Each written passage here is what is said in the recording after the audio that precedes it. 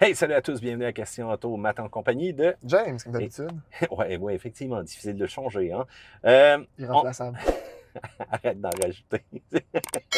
Somme toute, cette semaine, on essaie la Nissan Z. Attention, c'est pas n'importe quel modèle, un modèle de performance. James, c'est le retour d'une sportive cependant chez Nissan. Ben oui, ça faisait longtemps qu'on avait la 370, qui était en fait une 350 un petit peu ramanchée différemment pour être plus belle, plus gonflée, plus sportive.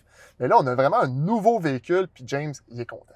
Effectivement, chez Nissan, il y a seulement 2 sportives maintenant. Il y a la fameuse GT-R Godzilla. Allez voir la vidéo qu'on a fait sur ce véhicule-là. Assez impressionnant, mais ça n'a pas changé trop avec le temps. Ben non, c'est ça, j'allais dire. Encore le même véhicule. Puis le seul véhicule qu'on a eu proche d'avoir, qui était un GT-R de nouvelle génération, c'était Ital Design en édition super, ultra, méga limitée. Puis on est encore avec la même GT-R aujourd'hui. Effectivement. Donc, la petite Z, c'est la partie la plus abordable dans la gamme chez Nissan.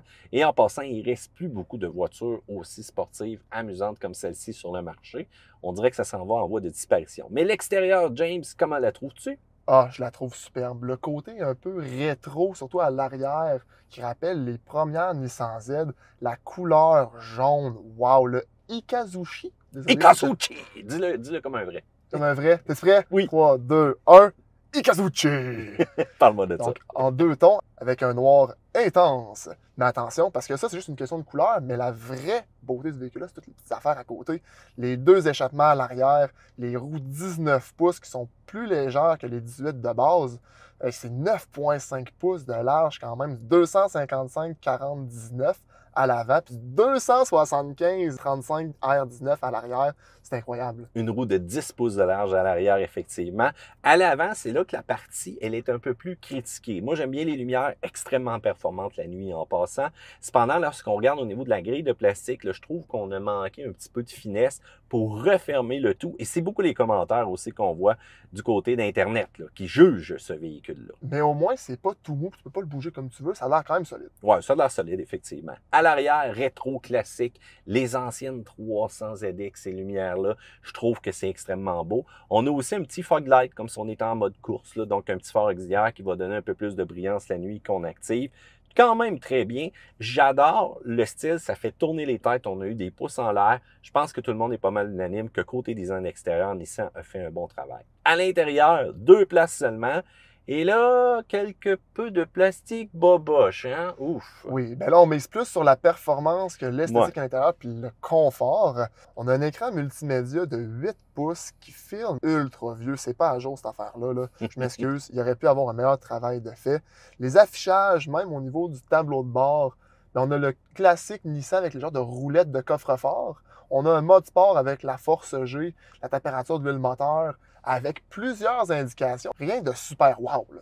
Ben, il faut dire que le bloc instrument est quand même réactif et est quand même précis quand ça vient le temps d'avoir de la donnée, mais ce, en mode performance. Là, ça file. Tandis que quand tu reviens dans les autres modes, on a l'impression d'être d'un Nissan Rogue, puis ça, tant qu'à moi, ça passe pas. On a quand même les cadrans physiques directement sur la planche de bord qui nous rappellent effectivement les anciennes 370 et ainsi de suite, qui quand même nous donnent une information très précise au niveau de notre turbocompression. Mais le reste, bon, ça fait bien, mais on aurait aimé une petite expérience un peu plus rehaussée. Les sièges sportifs qui nous tiennent en place, qui sont confortables. La transmission, celle-là, c'est une 6 vitesses manuelle. Il manque un petit peu de précision. Et on a notre bouton S-Mode parce qu'il n'y a aucun mode de conduite dans ce véhicule-là. Et dès qu'on appuie sur celui-ci, c'est le Rev Match qu'on appelle. Du côté sonorité, cependant, le système de son, c'est acceptable, mais on a vraiment une forme assez unique qui nous donne un espace de coffre quand même assez restreint. Mais devine quoi? J'aime l'essence sportive, je suis bien entouré. Visibilité arrière, cependant, qui est un petit peu ordinaire.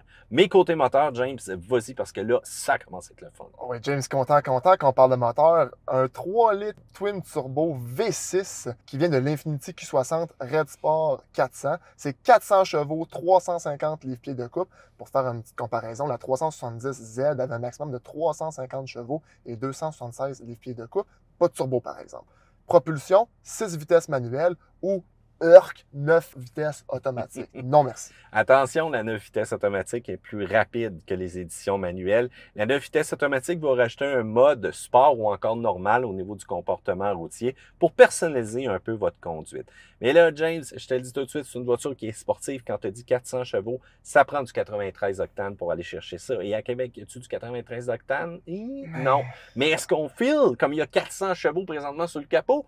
Oh que oui! Comportement. Sous les pièces métalliques de la carrosserie, on retrouve encore une fois des pièces qui ont été partagées avec l'ancienne Z. Donc, c'est pas une structure qui est complètement unique. Et Nissan ont tendance à nous faire ça, voire même leur nouveau petit camion compact. Mais devine quoi, ils n'ont rien changé, ils ont juste mis un nouveau moteur et une transmission. Donc, on a fait un peu la même affaire avec la Z. Est-ce que c'est une mauvaise plateforme? La réponse, c'est non. Rigidité structurelle qui est très intéressante. Cependant, les accélérations foudroyante, un petit peu de sautage des roues arrière, mon ami, des fois un petit peu de valse. C'est pas la plus rigide présentement sur le marché, mais je dois avouer qu'on garde la confiance derrière le volant et ça, c'est important. On a un mode de lancement pour des accélérations foudroyantes. C'est quand même impressionnant d'entendre la sonorité et la révolution moteur. Et à chaque fois qu'on va changer de vitesse, ben là, c'est là que le régime moteur va s'adapter aussi, justement, lorsqu'on va rétrograder si on serait sur une piste. Mais est-ce que cette transmission-là, elle est vraiment précise? Quand tu arrives à la cinquième, ou au polaire, tu l'échappes une fois de temps en temps. Exactement. À chaque fois qu'on veut rentrer en cinquième, il faut vraiment, mais vraiment s'habituer et répéter l'exercice encore et encore pour savoir exactement la cinquième est où.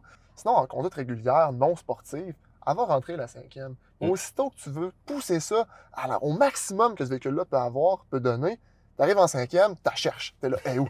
Où? Là, tu perds tout ton momentum, puis malheureusement, c'est pas ça qui est le plus fun pour une voiture sport surtout. C'est sûr. Fait qu'on aurait pu avoir une transmission qui est un peu plus précise. En comparatif, la transmission du Corolla GR était, parfaite. Et on s'en rappelle encore, quand on arrive avec celle-ci, c'est un petit peu moins précis. Mais pour la performance générale, c'est un véhicule qui est extrêmement rapide.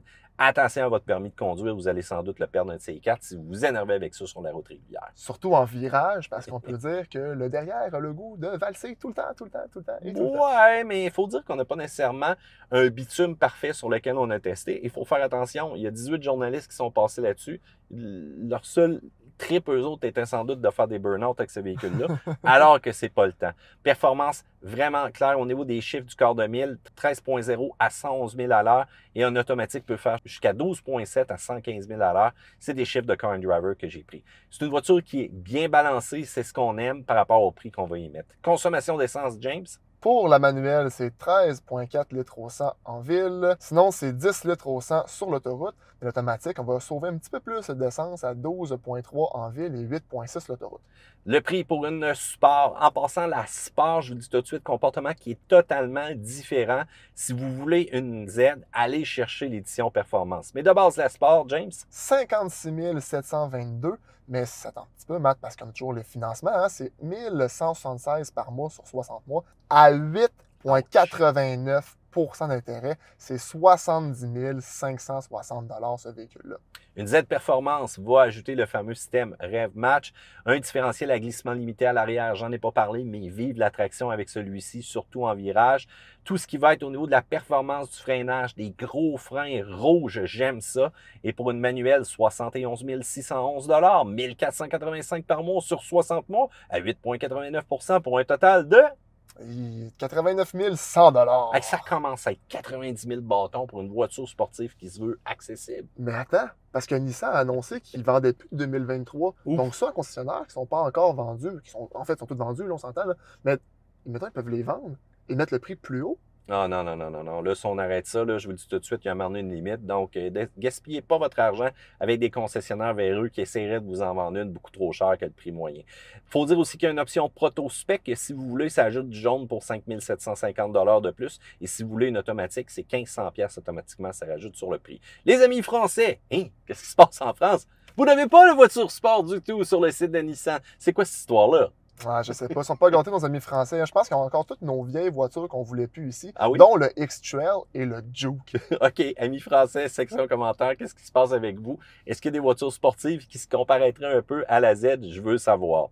Du côté des points négatifs, ça prend du 93 octanes pour le maximum de puissance. La transmission pour la 5e, pas très smooth. Pas de page de performance à l'intérieur du système multimédia et qui, ma foi, est archaïque un peu. Des pièces de plastique à l'intérieur déjà fragiles, surtout au niveau des petits boutons de miroir et ainsi de suite.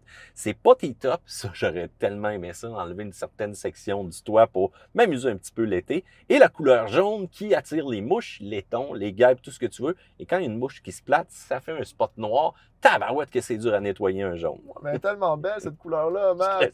Du côté des plus, James? Il y a beaucoup d'éléments de sécurité chez Nissan. Les cadrans de performance, je sais que tu les aimes bien. Mais moi, c'est moins de mon part un petit peu. Mais bon, regarde, c'est correct.